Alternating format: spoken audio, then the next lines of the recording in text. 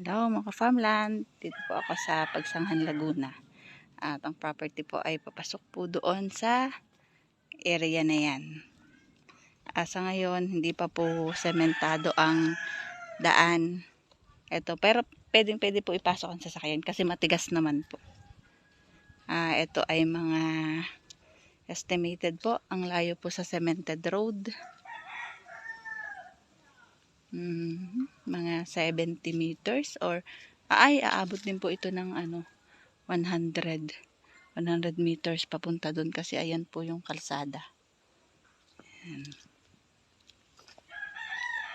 Pasok po kami doon sa property. Ito po ay papunta po sa 2,500.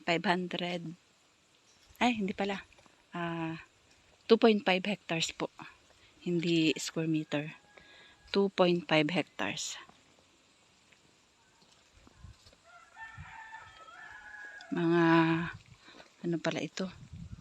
Siguro mga 200 meters ang layo sa cemented road pala, paliko pa dun eh. Sorry, mali mga ka-farmland.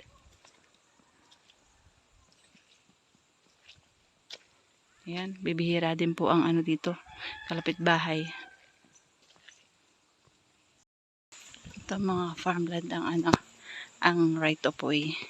Diretso po yan dun. Ito po, ibang property po yan.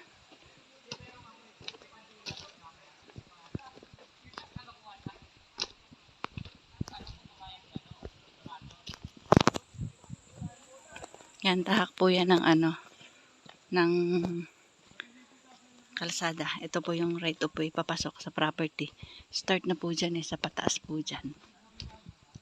Yan po yung pinakakalsada ng property. Yan papasok. So, ito po ay napapagitnaan po ng dalawang property. Yan. Tsaka po ito. So, yan po yung pinaka-property.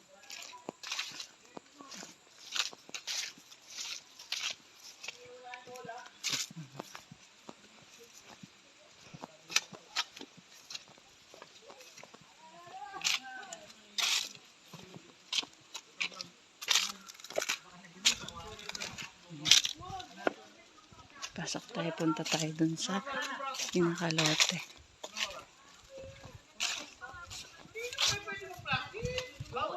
Bawal kayo, mami. Puprotesta kayo namin. Hindi pwede. Kahit na-protesta, naturuan ng Ayan po, likod po ng property na ito. Ito yung pinaka right of way. Ayan po, likod po nitong property na ito.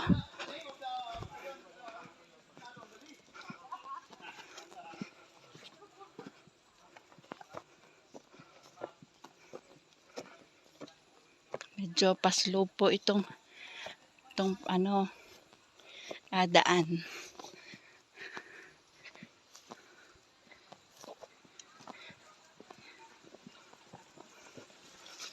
Ay, may kabayo. Hindi ko pala mapupuntahan. May nakaharang.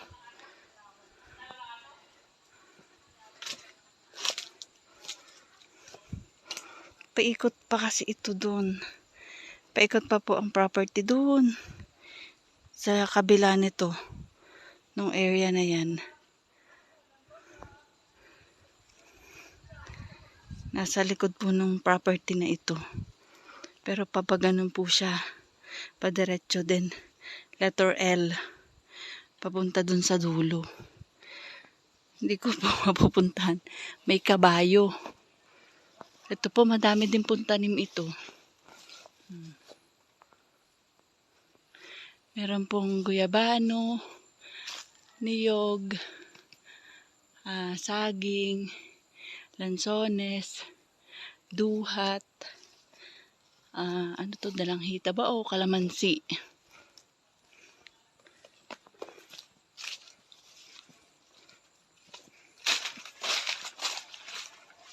Kaya lang ang daming kabayo.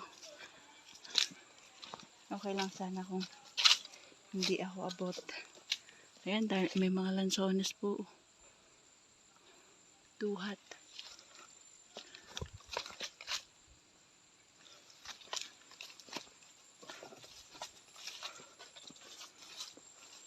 Ayan.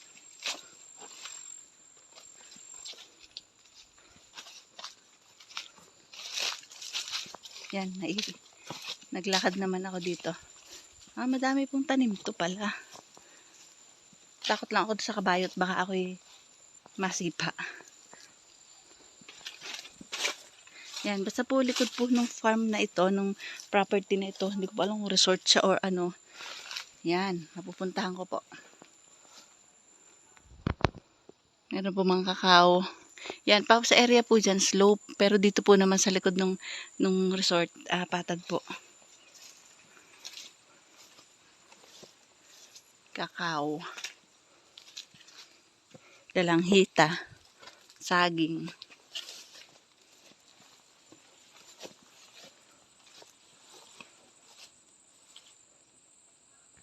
Mga ka-farmland. Masukal ang area. Puros baka pa, may kabayo. Pero ang daming tanim na fruit bearing, masuka lang. Yan o, may mga lansones po kasi. Yun, yung pong sa dulo nung bakod na yan, paliko pa po siya pa ganyan. Pa letter L po ang shape ng property. Yan o, ang dami pong mga lansones. Tapos saging na saba. Kakao. Yung papunta pa po doon sa property. So, hindi ko lang po malibot masyado at masyado po masukal. May kaya lang mga damo-damo lang naman po. Dami lang pong ayan, ng baka. Yan, kasama pa po yun sa property. Yan lang sa honest. Yun, diretso na po doon. Pa doon po ang property. Naipuntanim na saging. And speaking of kakao, mga hinog na po ang kakao. Katakot lang po baka mamaya may dito. May cobra. Ayan o. Yan. Maganda naman ang mga ka-farmland. Ang property, masukal nga lang po. Tsaka po nasa likod siya nitong to. Dun papadun pa po. Diretso pa.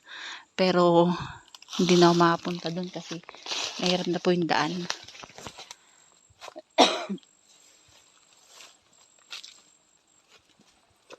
Ito po ay 2.5 hectares and mix po, may title na po at may tax deck.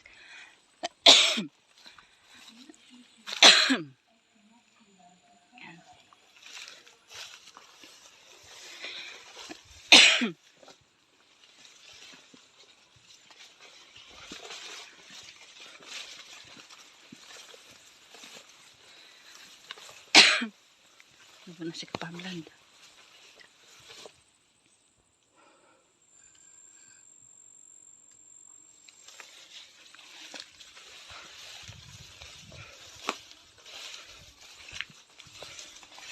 Ano yun, doon po medyo pa slope area po doon.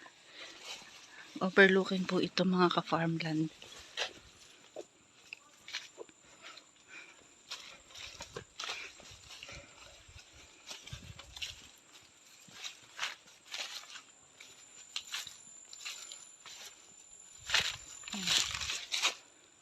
Ano to? Kalamansi ata to. Ang kalamansi. Yan, may kawayanan, may sagingan. Dito ako dadaan at may kabayo. So, palabas na po ako ng property. At masukal na po doon sa dulo. Hindi ko po nakaabot yung pinaka dulo. Yan po.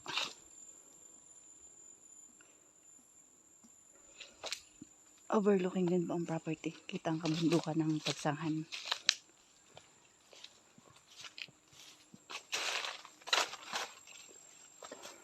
Ito po ay 2.5 hectares po na fruit bearing, flat and slope ang property.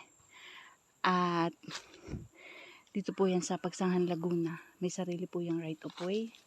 And title and tax deed po mix 200 per square meter mga ka-farmland.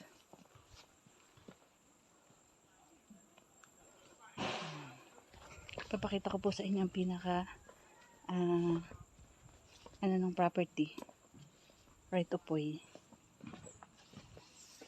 Yan. Slope po ang pero bahagya lang po. Slope po ang kanyang daan. Ayan. Paano mga ka-farmland? Bye bye. See you for the next videos. God bless po sa ating lahat. Thank you for followers and subscribers and viewers. Bye bye.